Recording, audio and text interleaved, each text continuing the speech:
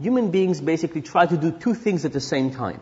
On one hand, we want to be able to look in the mirror and feel good about ourselves. On the other hand, we want to benefit from being dishonest. Now you could say you could do one or the other. You can either look at yourself as honest or you could benefit from dishonesty. You can't do both.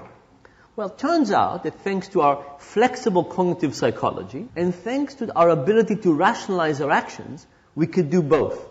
And as long as we rationalize our actions and as long as we cheat just a little bit, we can benefit from cheating just a little bit, and at the same time we can keep thinking of ourselves as honest, wonderful people. It's all about rationalization. If we can rationalize things to a higher degree, we will be able to cheat more or be more dishonest and think of ourselves as good people. And if we can rationalize less, we would be more honest. And by the way, it's not as if we have a lot of big cheaters, we have a lot of little cheaters. In this book, in this research, we've basically tested about 30,000 people. And from those 30,000 people, we found 12 big cheaters. And those 12 big cheaters together stole about $150 from me. From those 30,000 people, we also had 18,000 little cheaters. And they stole together $36,000 from me. And I would like to argue that this kind of reflects what we have in society. Sure, there are some big cheaters out there, people who just go all the way, but there are very few of them. And in fact, the magnitude of dishonesty we most likely see in society is by good people who think they're doing good work, but in fact cheating just a little bit, but because there are so many of them, of us, this actually has a tremendous economic impact. There's a little joke that Johnny comes home from school with the little note that says that Johnny stole a pencil from the kid who's sitting next to him. And Johnny's father is furious. And he said, Johnny, you never steal a pencil from the kid who's sitting next to you. This is unacceptable. I can't believe you do this. You're grounded for 2 weeks. And besides, Johnny, you know very well that if you need a pencil, you could just say something. You could just mention it and I can bring you dozens of pencils from the office. Now, why is this slightly amusing? Because I think we all recognize that if we took 10 cents from a petty cash box, we could not help but think of ourselves as thieves. But if we took a pencil, we would feel very differently. In fact, if we took 10 cents from a petty cash box and went to buy a pencil, we would still feel like thieves. But taking a pencil is kind of removed from money. Because if you think about it, we're becoming a cashless society.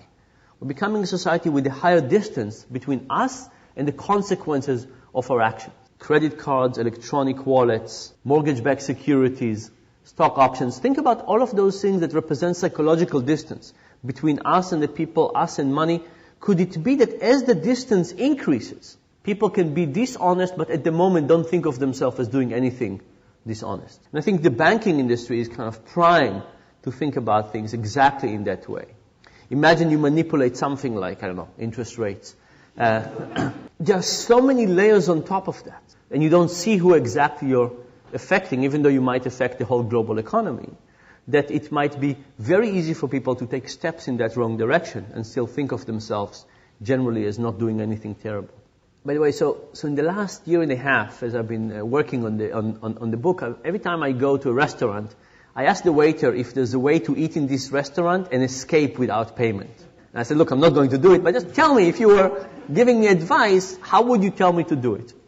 And aside from one person, they always have great suggestions. And then I say, and how often does it happen? And they say, almost never.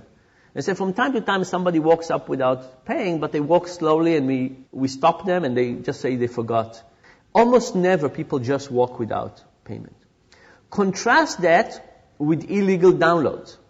My book that came out about a month ago, in the first 2 days, was downloaded 20,000 times from some website. It's kind of ironic. A book on cheating was... But if you talk to young people, virtually all of them have illegal music on their computers, and nobody feels bad about it. In fact, one young guy recently, we talked about it, he stood up, he said, excuse me, I don't think this is wrong. He said, musicians want their music to be heard. That's what they wrote it for. And label companies are evil. And he said, besides, I was not going to buy this music anyway, so I'm not hurting anybody. And everybody is doing it, right? So this guy, in fact, if you listen to him, he was not downloading illegal stuff. He was fighting for freedom, right? He was promoting the world, making it a better place.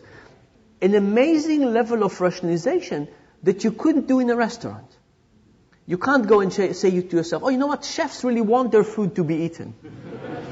And it's really owned by a conglomerate that is really not that good. And I mean, some things lend themselves to a much higher degree to rationalization, some things are much harder. So we talked about what gets people to cheat more. What would get people to cheat less? What would get rationalization to go down? To kind of scrutinize their own actions. Being reminded of values. Yeah, we've done that in a couple of ways, and it's really quite, I think, optimistic. We went to UCLA, Los Angeles, and we asked about 500 students to try and recall the 10 Commandments. But after trying to recall the 10 Commandments, when we gave them the same opportunity to be dishonest, nobody was dishonest.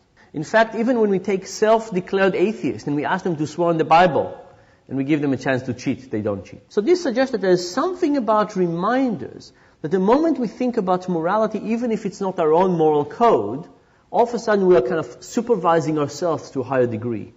We're more thoughtful about our own actions, and as a consequence, we let ourselves get away with less activities. We also looked at the Catholic confession. We went to talk to Catholic priests, and we said, from an economic perspective, we don't understand confession. Please explain it to us. They said, if you can confess and be absolved, shouldn't you cheat more? Shouldn't you cheat on the way to confession? The priest said no. So here are 3 theories how confession might work. One theory is that you think to yourself, I want to rob this convenience store, but I'll have to confess. It will be unpleasant, the priest would think badly of me, and this added cost makes the whole thing not worthwhile. We don't find any evidence for that. Another possibility is like the 10 Commandments experiment I told you about. You come out of confession and you feel good and wonderful about yourself, and for a little while longer, you want to keep that feeling of being good. We find some evidence for this. But the most interesting version is the following. When we give people hundreds of opportunities to steal and to cheat over time, what we find is that people are slightly dishonest, balancing, feeling good about myself, cheating a little bit, feeling good, cheating a little bit. And then at some point, many people switch and start cheating all the time. And we call this switching point the what the hell effect. It turns out we don't have to be 100% good to think of ourselves as good. But if at some point you don't think of yourself as good, you might as well enjoy it. And many people, by the way, report this same thing with diets. You start a strict diet and then you violate your diet and you say, today I'm not dieting, I might as well have a burger and some fries, I'll start tomorrow, next Monday or next month. Now if people cheat a lot all the time, why would they ever stop? Why would you ever stop? If you think you're going to hell in the Catholic version, why would you ever stop? In fact, the Catholic confession might have actually stumbled on this. This might be a really good idea, that if you are cheating a lot, maybe you need to be able to open a new page. So we did these experiments. We do a non-Catholic kind of confession. People cheat a little bit, they cheat a lot. We give them a chance to say what they have done badly. We give them a chance to ask for forgiveness from whatever spirits they believe in. What happens after those 2 actions together? Cheating goes down. Opening a new page does seem to be very successful. And this, by the way, I think is something that religion figured out, and the question is, how do we put it into civic society? Should we create opportunities for bankers, for example, to ask for forgiveness from time to time and start a new page? People will transgress. There's nothing that we can do about it. How do we get people to feel clean again and able to act on their goodness? Let me just summarize with the following. If you think about it, this is really, the whole thing is a question of conflicts of interest. And conflicts of interest mean that we have a pool to see reality in a certain way, and we could justify our view. Imagine that you like a particular soccer team, and you go to a game and the referee calls a call against your team. Is there any way but for you to think the referee is evil, vicious, stupid, blind, something like that? Of course not. You can't help but having your motivation influence how you see reality. Now replace your team with $5 million or with something else, and you could see how the same forces would get you to see reality in a biased way. So imagine you were a banker, and imagine that I paid you $5 million a year to view mortgage-backed security as a good product. Could you help but seeing them as better than they are? Now, I'm not saying that you will shift your opinion from thinking that they are terrible to thinking that they are wonderful, but you will probably shift your understanding of them.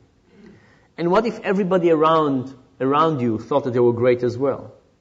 And what if they were difficult to compute and you were sitting there with a big spreadsheet and you would different calculations and parameters and estimators, and in the bottom you would see their final value, but it would also reflect on your end of year bonus? Wouldn't you shade your evaluation even further?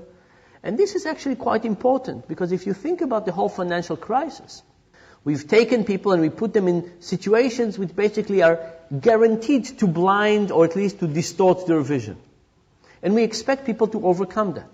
You know, we all have a tendency to think of people as good or bad. And we say as long as we kick the bad people, everything would be fine. But the reality is that we all have the capacity to be quite bad under the right circumstances.